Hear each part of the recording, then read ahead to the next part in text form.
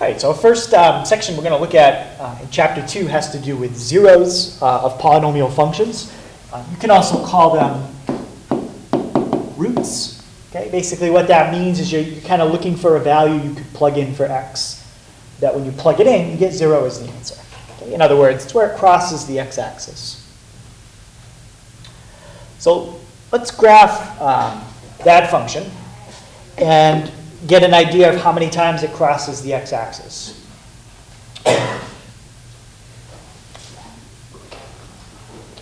All right, so type in, if you have anything else, you can just clear what you have in there. All right, so we've got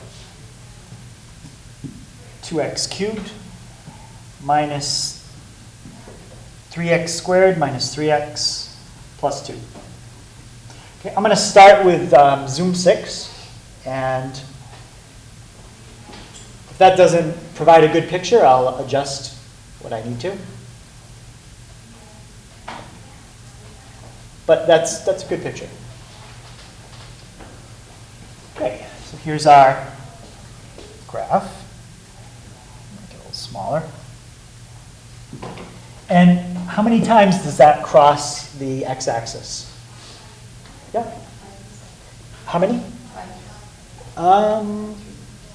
Yeah, 3 times. Yeah, crosses 3 times. And at every point that it crosses the x-axis, what's the y value?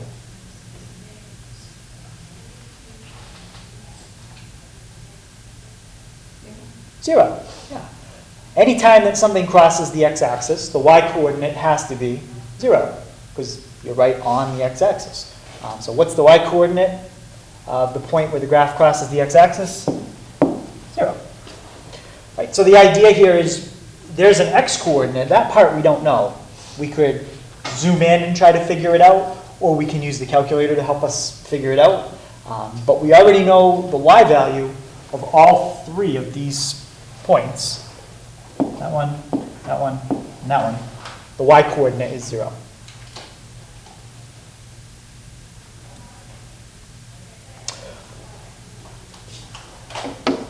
All right, so how could I show that what I have written right there is exactly the same as what I wrote up above for f of x? How could I show that those things are the same?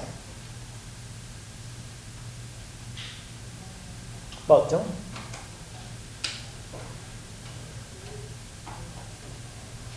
I'm not sure. Not sure. Yeah, help them out. How could we show that those 2 expressions are the same? Yeah. Can you just plug that in for y2 on the graphing calculator and see if it matches up? Okay, so what you could do is plug it in for y2 and see if you get the exact same picture we just did. Now, even if the picture looks the same, it doesn't prove it. It might suggest, say, all right, they look pretty similar, but we don't know. Maybe it's a little bit off and we can't see it on the screen. But that would be a good starting point to maybe, before you do any real work to prove that they're the same, you could graph it and see if they look the same. And if they do, that's probably an indication that they're the same, but then you still would have to prove it somehow. A picture can never really be a proof in this case. Yep. Can't you do that expression and see if it is the same as before? Yeah, we would just do it out. So if we FOIL this out, the first pair, you get 2x squared minus x plus 2x. What's minus x plus 2x? Plus x, and then minus 1. So that's what you get when you FOIL the first 2. And now do it all again. So distribute x to everything.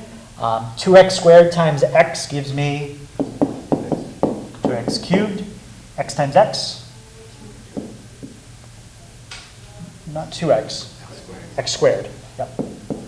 And then x times negative 1. Negative x. And then distribute your negative 2. So negative 4x squared minus 2x plus 2. Okay, so combine all our like terms and see what we get. 2x cubed plus x squared minus 4x squared. What would that be? Yep, minus 3x squared. Minus x minus 2x. Minus 3x plus 2. So we got that. If we go back up, let's see, 2x cubed minus 3x squared minus 3x. Yep, and then a plus 2. So that proves they're the same. Okay, they are the same thing.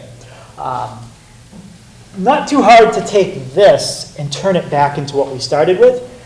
A little bit more difficult to take what we started with and figure those parentheses out on your own. Okay, that's factoring a cubic.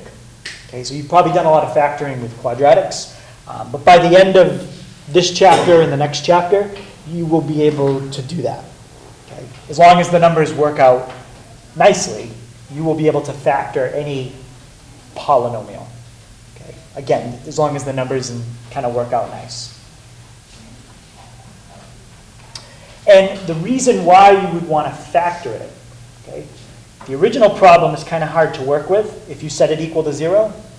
But this, if you set it equal to 0, is actually very easy to solve now. Because if you're going to multiply 3 things together and get 0, what does that mean? Yeah. Something in each side has to be 0. Right, at least one of the factors has to be 0. So what value would make the first factor 0? Caleb? Yeah, negative 1. Did you say 1? Negative 1, yeah. How about the second factor? Leo? 1/2. And how about the third factor? 2. And if you look at the graph, negative 1/2, I'm sorry, negative 1, 1/2, and 2 are the exact places where it crosses the axis. Very easy to figure out those numbers when it's factored. Not so easy to figure out those 3 numbers if you write it this way. Okay.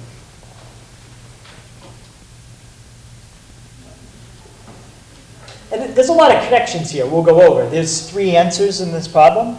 And if you look at the original, what was the highest exponent? 3, right? So that highest exponent has something to do with how many answers you could get, okay, that are unique. Okay? All of these answers are unique. Okay? There's no repeated answers. Sometimes you get an answer that repeats. Okay? We'll talk about that.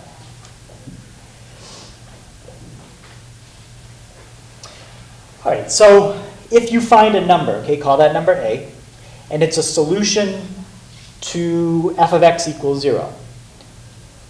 What that means is when you plug A, whatever number you found, when you plug that in, you get 0 for the y coordinate.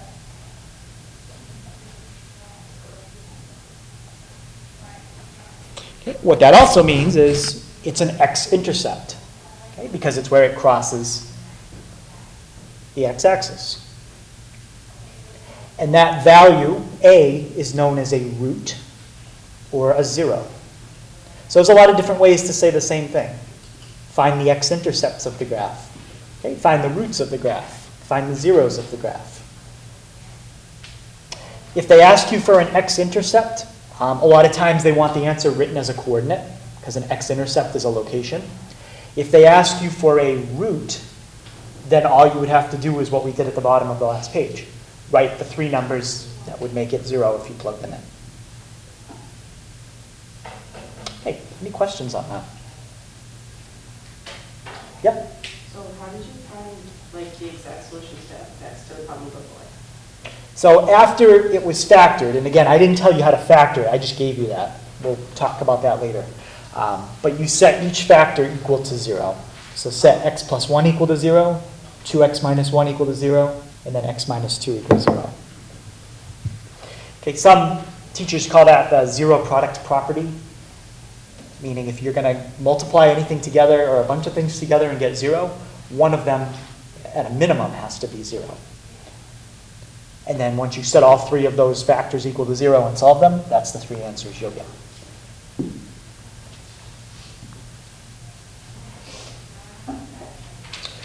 Okay, so for a linear equation, we can almost come up with a formula, if it's written in this form, to solve it. That equation, ax plus b equals 0, is going to cross the x-axis at negative b over a. Because if you think about solving this, set it equal to 0, and solving for x, you would subtract b and then divide by a. So any equation that's in that form, that would be the root, negative b over a. Now, with a line, which is what that shape is, linear, can there be more than one root?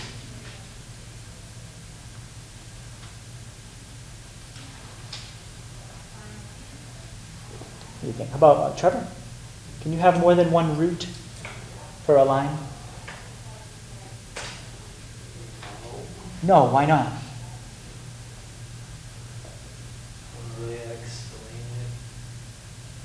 Well, can you tell me what's a root again? Visually, what's a root? Okay, so numerically, it's an x value that you plug in and causes the y value to be 0.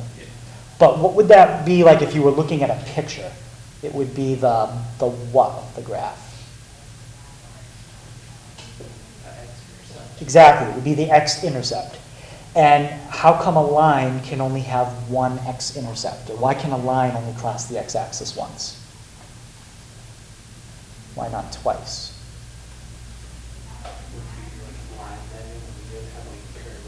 Yeah, if it's going to cross twice, it would have to have some kind of curve. Okay, lines can only cross the x-axis one time. Unless you have a horizontal line that's right on the axis, then that's a little different. But that's not what we're talking about in this case. All right. So, solving that equation, what would be the root, or what would be the 0 of that equation?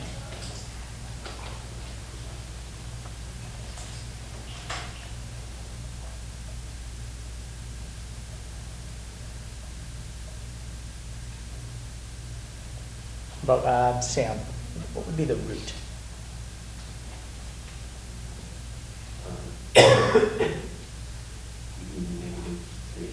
Yeah, negative 3/2. What's another name for that? Besides a root, you could also say that's the what of that equation? Yep. This is 0. Yep, it's negative 3/2 is a 0 of that equation. Or you could say that this coordinate is the what of that graph? Yep. That's the x-intercept. Okay. Specifically, they just asked us to solve for x, so what I circled, that's all they're looking for. Okay, so now we're going to kind of take it a step up from linear, and let's look at this one. F of x equals ax squared plus bx plus c. Juliette, what's the what kind of graph is that? If you were to graph that, what shape would it be?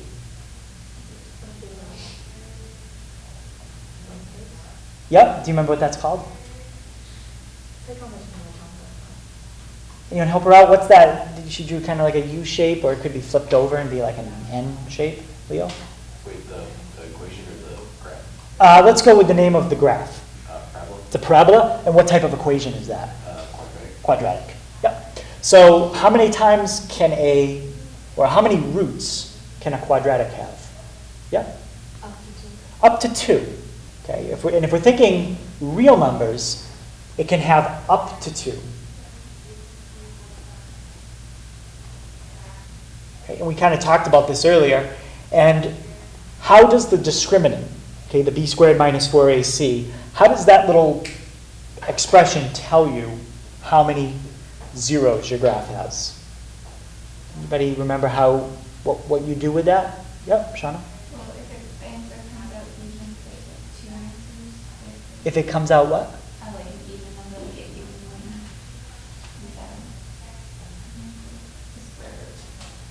one. Not even. We do want to look at what it comes out to, but not like even or odd. We want to look if it comes out, you get that, sure? Yeah. Greater than or less than 0. Yeah, okay. What happens if it comes out greater than 0? There's 2. There's two answers. What if it comes out less than 0? There's There's 0. none. What if it comes out exactly to 0? There's only 1. Then there's only 1. Okay? And again, we're talking real. Okay? If we want to talk imaginary, then I have to modify what we just said a little bit, but that's exactly correct for real numbers. All right? So that's the key. Does it come out positive, negative, or does it come out to 0? And keep in mind, that doesn't tell you the answers. It only tells you how many there would be if you were to solve it. Okay. All right, so this one will solve approximately. That means when you get your final answer, you can just round it to 2 decimal places. All right, so Abby, what would be my first step to try to solve this equation?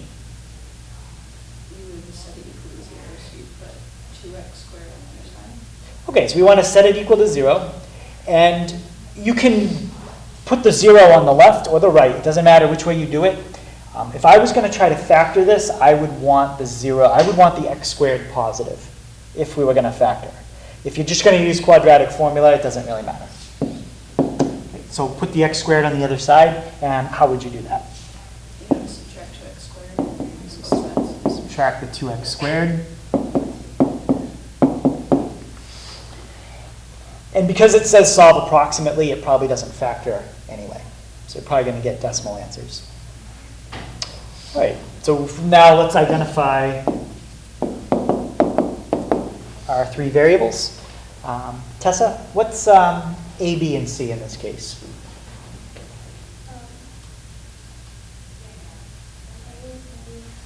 Yep. B is -2, and C is 1. So now we'll fill into our quadratic formula.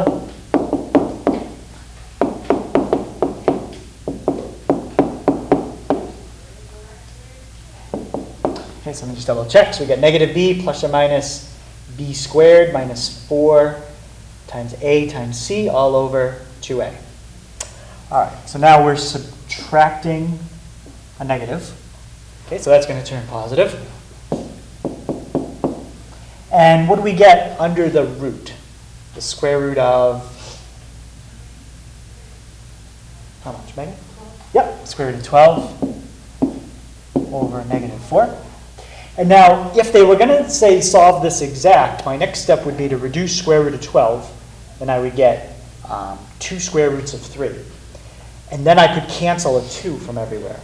Okay, but since they just said to use a decimal, I'm not going to bother reducing the square root of 12.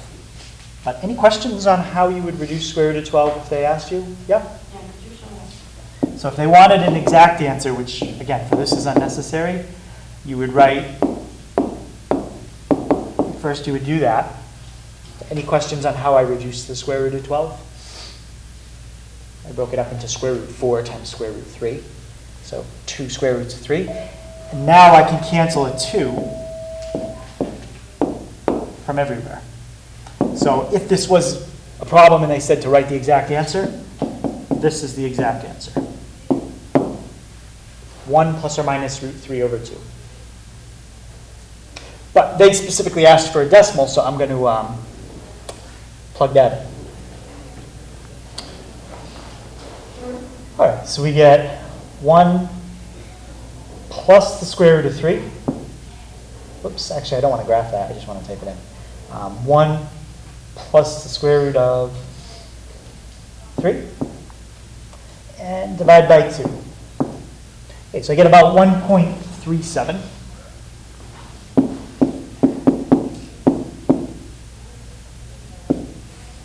And, okay, my other answer, what I'm going to do is just bring back what I typed in and change it to a minus square root of 3 and divide by 2. So I get negative 0.37. Okay, so those are our 2 solutions, I hope, as long as I didn't make a mistake. Wouldn't it be -2 in the bottom?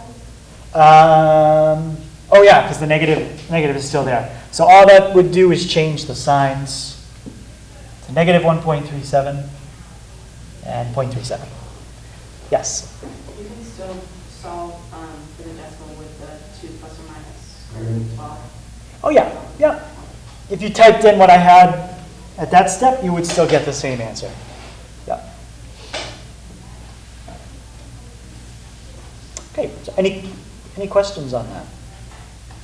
Yeah, just be careful with the negative. Yeah, thank you. All right, so we got our answers. So this part, I just want you to read this, okay? I don't want you to write this part down. But before we had the calculator we had now, they had something on this idea. And actually, it's even a little more basic than that. They had this one. Actually, I can't even go back as far as I need to show you the one they had. But one of the older calculators, the TI-81, which I can't do, didn't have second calc. Okay? It didn't have that feature. So the only way that they could find roots would be to do something like this. Let's just graph, like 2x squared plus 3x minus 5. Okay, and let's say you wanted to know the roots. All right, so I'm going to try to find this one on the left. Okay, so what they would do is, if you're looking at this graph, I can say, well, it looks like it's between -2 and -3. I know that because I have a tick mark every 1 unit. So then what I could do is zoom in. So I'd have to try to zoom, and if I can move my cursor over. There we go. All right, so zoom in. It's a little faster on your calculator than I'm doing. All right, and I can see it's between -2 and -3, but then what they would do is go to their window, go to the X scale, and put in tick marks more often. Okay, so now I could estimate it, and actually it looks like it crosses at a nice spot, but if it didn't, now I could estimate it between 2 tick marks that are closer together. So instead of just saying between -2 and 3, now maybe I could say it looks like it's somewhere between like -2.5 and -2.25. Okay, it's within a quarter. And then I could zoom in again and set the tick mark smaller and keep looking for it. So and you could do that as much as you needed to until you finally got the accuracy you were looking for. But it takes a while to keep zooming in and to keep adjusting the tick marks and seeing where you are. One thing that can kind of help is if you go to your window, actually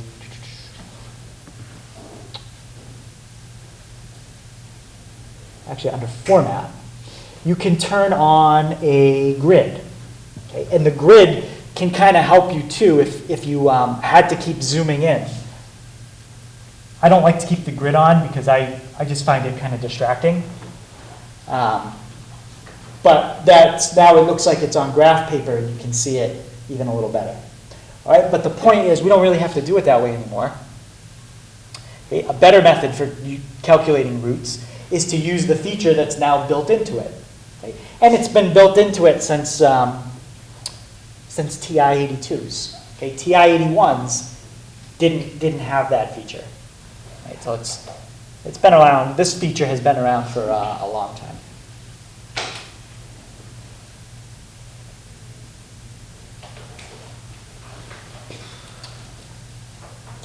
Okay, so I'm going to show you how you can find roots on the calculator. And I can show you 2 different ways.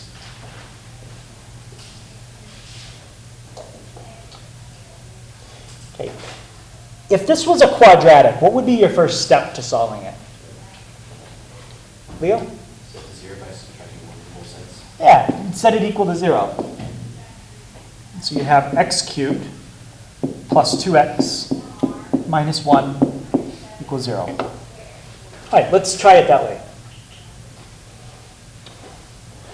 What I'm going to do is I'm going to turn off the grid lines. And I'm going to type in x cubed plus 2x minus 1 equals 0. X cubed plus 2x minus 1 equals 0. And I don't have to worry about anything else. Just type in what's on the left-hand side. And do zoom 6. Okay, that one looks like it only crosses the x-axis once. Okay. So what I'm going to do to find the root, okay, is you press second, calc, and second option down is 0. Okay, if you have an older calculator or a Casio, I don't know the option on Casio, but notice on the older calculator it doesn't say 0, it says root. Okay, so depending on your calculator, you might see the root option, you might see the 0 option. All right, now it says left bound. What left bound means is pick a point somewhere to the left of the root. Okay, and what it just did is it drew a dotted line. Now pick a point somewhere to the right of the root, and it just put in another dotted line. So you just told the calculator where to look for a root.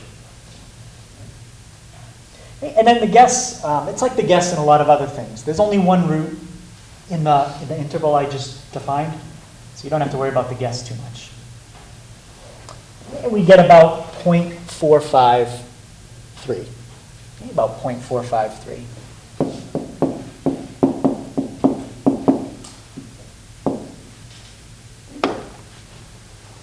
Okay, so that's doing it that way. That's as a 0. Does anybody know how I could have done it the original way? Something we've kind of done before, but not rewriting it. Keeping it exactly the way it is.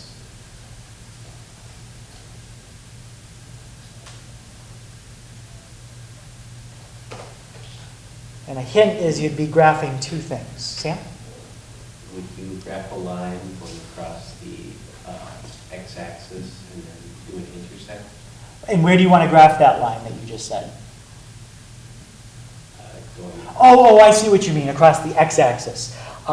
Yes, you could do it that way, but it would still require rewriting it and moving the 1 to the other side.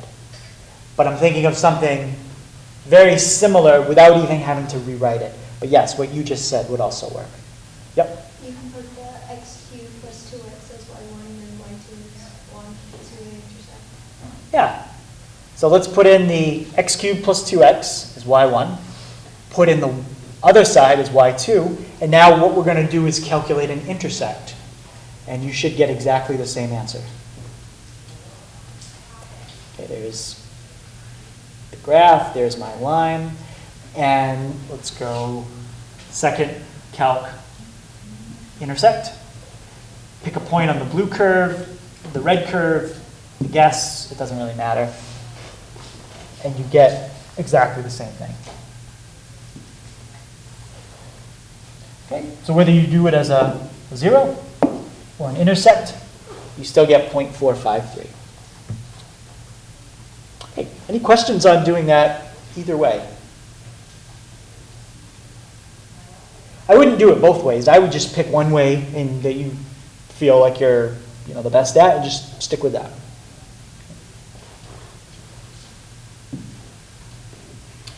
All right, so we looked at lines, we looked at quadratic. Let's look at a third degree polynomial.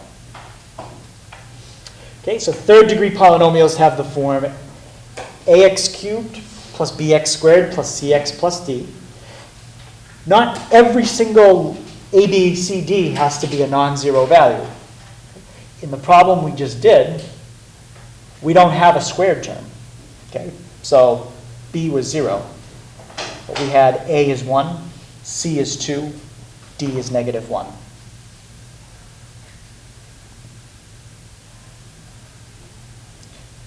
And I've already shown you a little bit about the different types of cubics you can have. Okay, a cubic polynomial can turn 2 times. It's 1 less than the highest exponent. And I didn't say it has to turn. I said it can turn. Okay? So cubics always are going to look like one of those 4.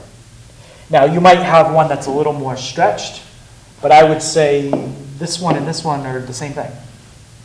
It's just the curve is a little more pronounced or less pronounced. Okay?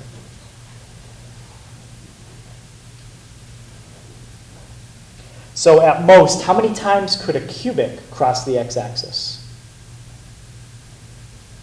Yeah, 3 times. Yep. It could cross. What's another case? How many times could it cross besides 3? Yeah, Megan? 2. It could cross 2. I agree with that if the x-axis was right there. I agree with 1 if you had the x-axis down there. But you also said 0. How would it cross 0 times? Well, if it didn't continue on, like if there was like a, I forget what it's called, like a discontinuous thing, and it stopped, and it just happened like above, and it's only in one quadrant. Okay, so if it stopped somehow, one thing we're going to learn a little bit more about polynomials is they never stop. They're continuous functions, meaning they go on forever. So every single polynomial that we study will always have a behavior where it goes on to infinity. And in particular, odd polynomials always go up forever and down forever. Okay? Even ones don't. Think of a parabola. But odd ones do. So odd ones are always connected. They go up forever, they go down forever, so they have to pass through the x-axis somewhere. So odd degree polynomials will always have at least one x-intercept. If you use absolute value, will it make a difference? So if you start to use absolute value, then we're changing it from being a polynomial, and yes, it would. Because if you put the x-axis in here, what the absolute value would do is take any negative portion and flip it above the x-axis. So now it would look, that part would be up there, and then this part, would be probably something like that. So it would look, if you put it in an absolute value, that's what it would look like.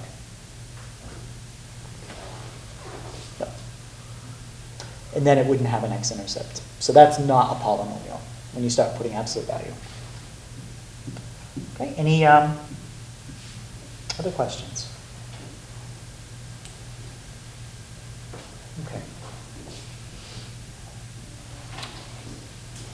So first I want to figure out how many solutions that has. I don't want to know what they are yet, just how many. And then if there is one, maybe we'll figure 1 or 2 of them out. We'll see.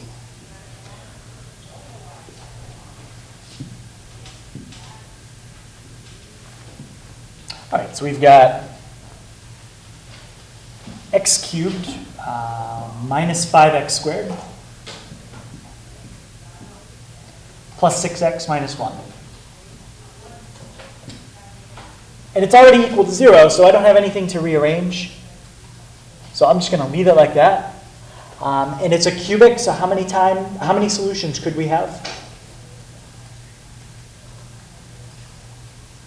Up to, careful, not 3. Well, yes, I'm sorry, you're right, up to 3. It could cross the x-axis 3 times. It can take 2 turns. Okay, 2 turns. So you're correct. So let's do 6. And after graphing it, how many solutions does it look like we have? Yeah, I agree. 3. Yeah, we do have 3. So how many solutions? 3. Be careful that you always check out what's happening off the screen. Okay? With this graph, I can tell you that nothing else is happening off the screen. Okay. Because it's a cubic, I can see all the different turns, so you don't have to worry about anything else. Now what I want to do is just find the middle root. Okay, out of the 3, let's find the one in the middle. Okay. Can somebody walk me through how I do that again? Like what buttons do I press to find the middle root?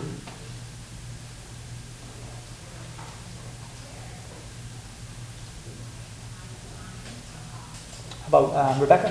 Do you remember what we have to press? Yep, second, calc. Yep, 0. All right, so we want to pick a point to the left. So somewhere like that is good. And to the right. I'm not going to go too far to the right that I include that other root. Yeah, and the guess doesn't really matter because there's only one root in the interval I picked anyway.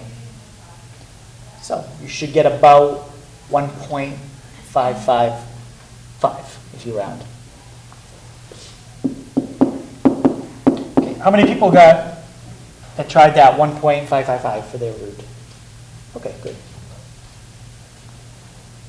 So on a test, I might have you do something like that. I'll ask you how many solutions, and maybe I'll just ask you to find one of them or 2 of them, something like that. Okay. Any questions on that one? If that's done on a test, does it matter how many decimal places after that you want? Generally, we'll do 2. I mean, 3 is fine as well, but if the directions don't specify, at least 2. Yep.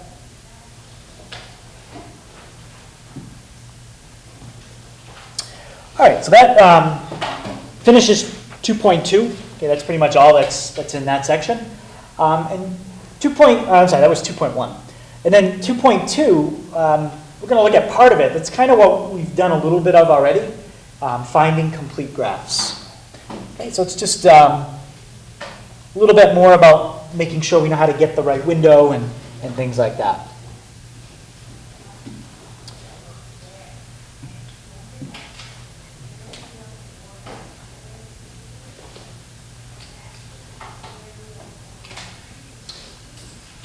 So generally, pretty much every problem we solve in here, when we go to solve it, we use one of 2 approaches. Either we're going to, or a combination.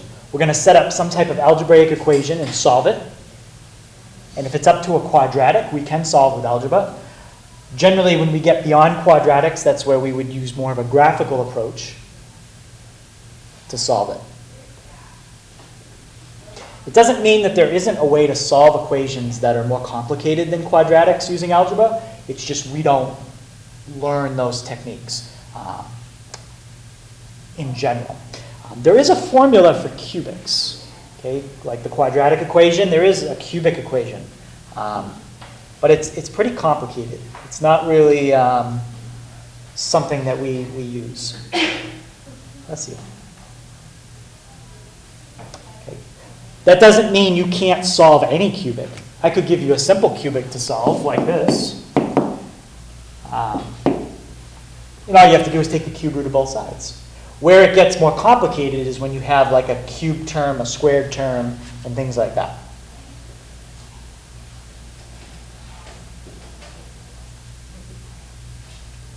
All right, so let's look at this one. So this is going to be about somebody investing a certain amount of money into 2 different investments.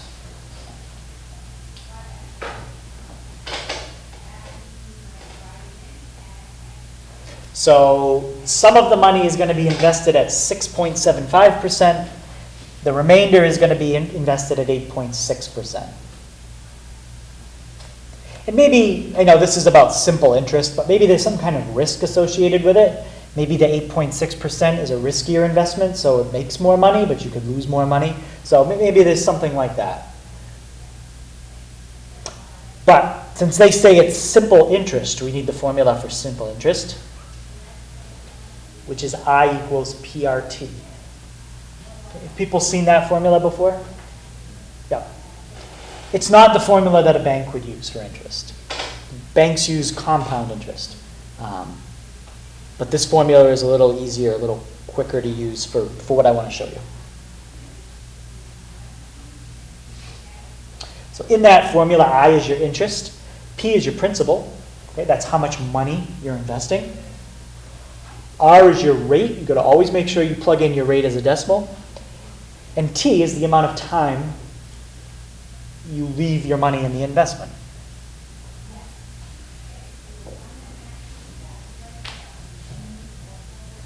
So I want to find an algebraic representation for how much money Bill is going to earn in interest in 1 year.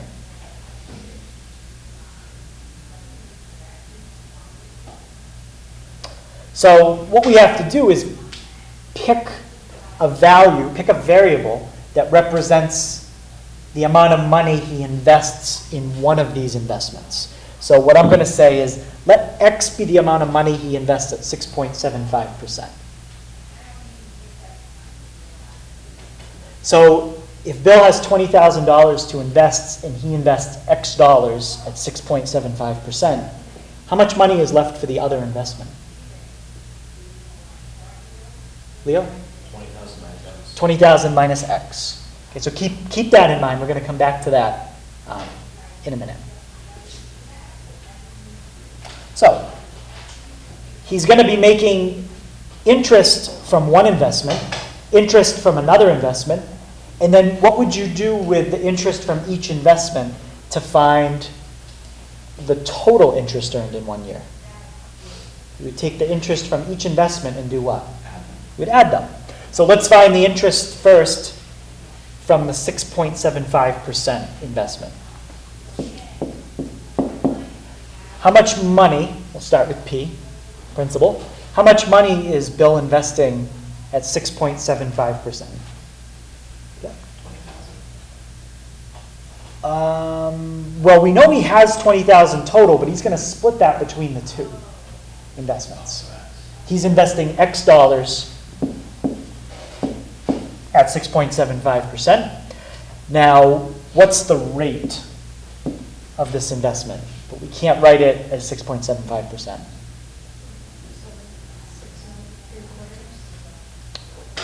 How do we have to write the rate? What did I say in the formula? As a decimal. So how would you write 6.75% as a decimal?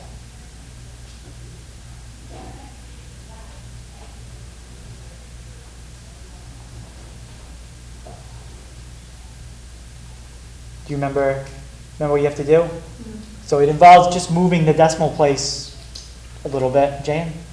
3.0675. Yeah, you just move the decimal 2 places to the left, which is basically just dividing it by 100.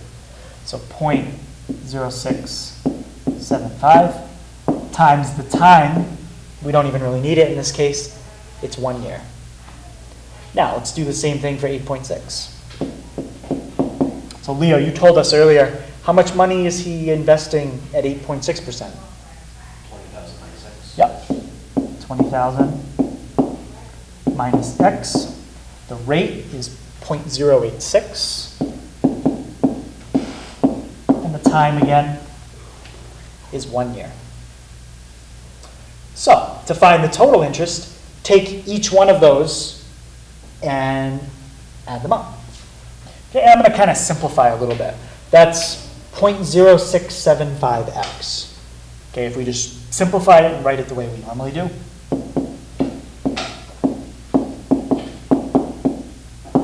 Plus, and what I could do with this 0.086 is distribute it out.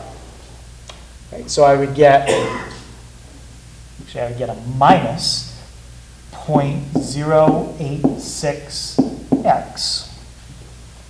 And then plus 20,000 times 0.086, 1720.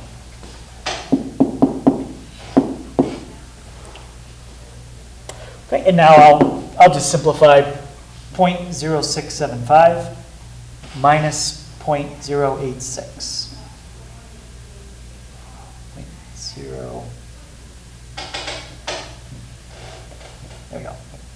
Okay, so negative 0.0185. X plus 1720. Okay, so now we have a formula. If you tell me how much money Bill invests, say he invests $1,200 at 6.75%, all I have to do is plug it in right here, and then I'll get the total interest from both investments. So any questions on the formula? All right, so now we're gonna do something with that in a second. We'll come back to that formula.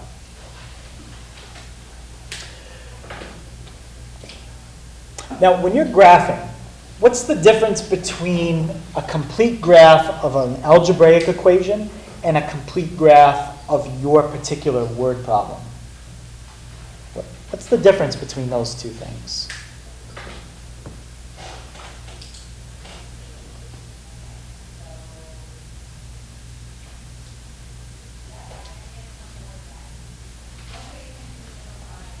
I think they know. Dylan? An algebraic representation, like it would have to be, it's always one thing. So like a complete graph would be similar to others. So say if like me and Sam found one that would be similar to each other, like that have a certain amount of points, and then. And how does that differ from, say, using the same equation but now applying it into the context of a word problem?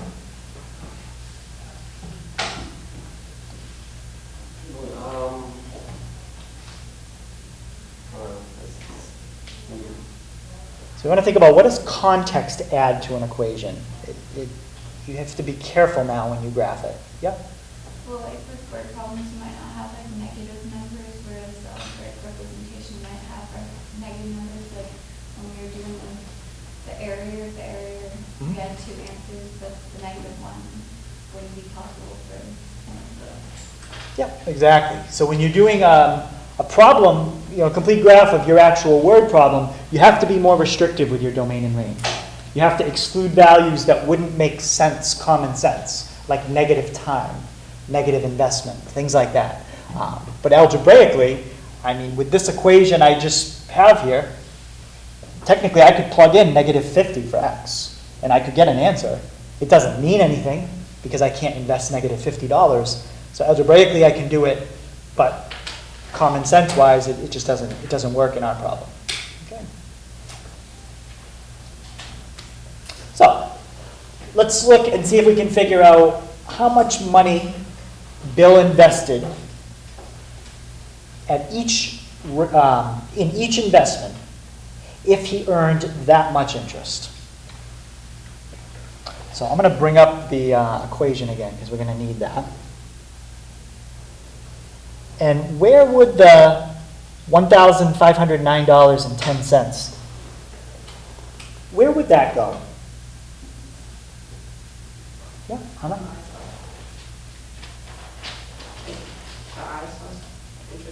Yeah, exactly. We go on the spot where it's, interest, if I put I here, interest equals, we'll fill it in there. Now, we're going to use a graphing calculator to do it.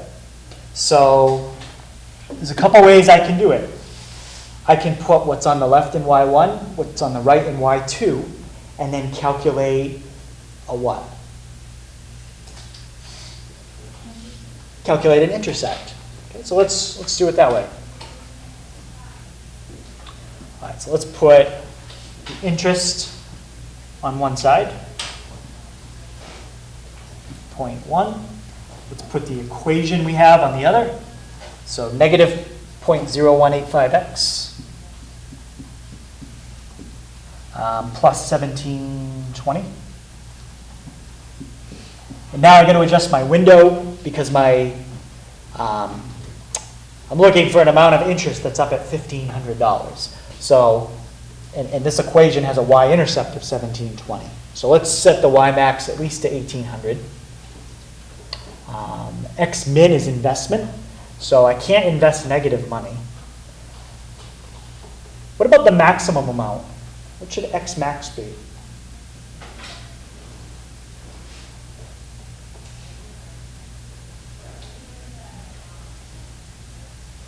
There is a limit. Yeah? 20,000. 20,000. I don't have more than $20,000 to invest, so I can't go over 20,000. I just said negative interest doesn't make sense. And let's set the max interest up to 1,800. That's going to be high enough y-intercept. We should be able to see what's going on. So there's how much interest he made. There's the equation. So you can see the more and more money that he invests at the lower interest rate, the less money he makes. But again, maybe there's a risk associated with it, so it's not good to put all your money in the high interest rate because you could lose money or something. But now we'll just see where they cross. So calculate your intercept. So for x, I get 11,400. What is that 11,400? That's how much money he invested at what percent?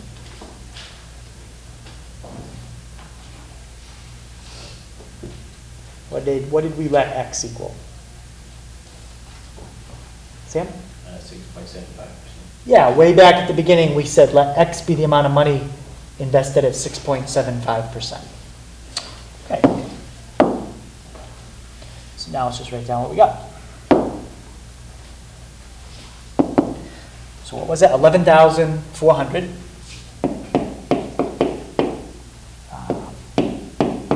At 6.75%.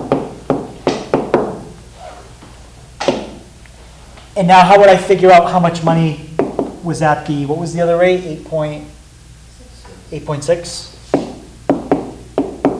How would I figure out how much money was invested at 8.6? 20,000 minus 11,100. Yeah, so just subtract that. What is that, 9,600?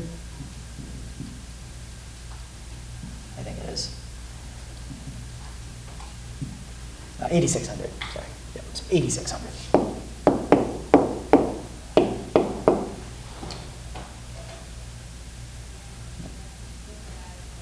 Okay. Any question on that?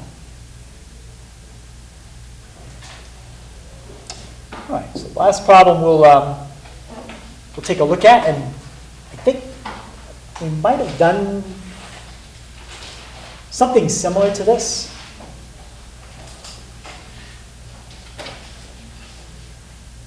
It says, consider all the rectangles with a perimeter of 100. Find an algebraic representation that describes the area of these rectangles in terms of their width. Yeah, I think we did this as a homework problem one night. So it should be pretty quick.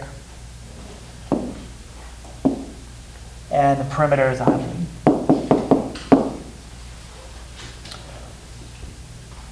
If the perimeter is 100 and I use up W on the left and W on the right, what would be an expression that tells me how much perimeter I have left that I have to split between the top and the bottom side?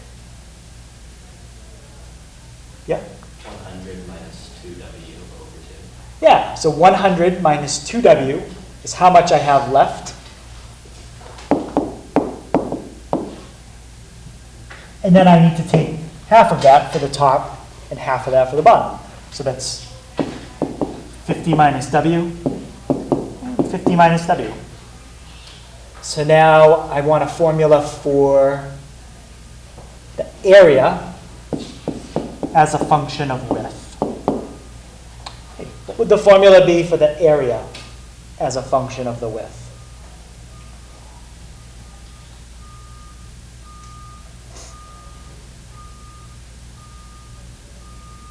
Well, Jane? It would just be W times 50 minus W. Yeah, W times 50 minus W. Or if you wanted to write it out, you could. But there's a formula for the area as a function of the width. Okay, we're not going to go through graphing it, but if you did, when you think width, what values would make sense for width here? Yep. Okay, you have positive numbers, so I might set my x min at 0, but there would be an upper limit. We couldn't let the width be like 600. How big should the width go? Yeah? Less than 50. So I'd probably set my x max at 50. Area, minimum value for area would be a good y min.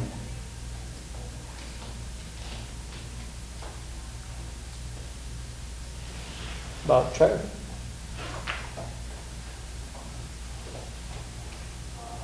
Think about area. What would make sense? What kind of number would make sense for area? 0 at the minimum. Okay, that's just greater than 0, so I'd probably set my y min at 0. And the y max, well, if you remember the shape, does anybody remember what shape the you get the maximum amount of area? Yep.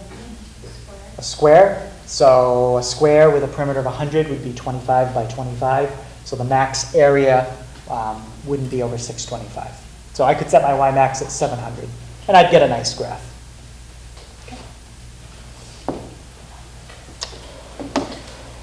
All right, so again, reminder, I'll be after school today for extra help. Homework tonight, okay, on page 82. Okay, that's the first part on finding roots graphically, polynomials, things like that. It's 1 through 5, 8 through 11, 15, 27, 28, 31, 34, 40, and 45. Okay, and then on page 88, that's the last stuff we just looked at. I think some of these are all the same problem. I think 31 to 34 is like an interest problem like we just did. So that example is really like 4 examples in the homework. Okay, so it's 5 through 12, 21 to 23, and 31 to 34. Okay, don't forget our first test tomorrow. And if you didn't sign up for the website, but you do sign up before the test, you get 5 points. So if you subscribe to Math with Hager, you get 5 points on the test.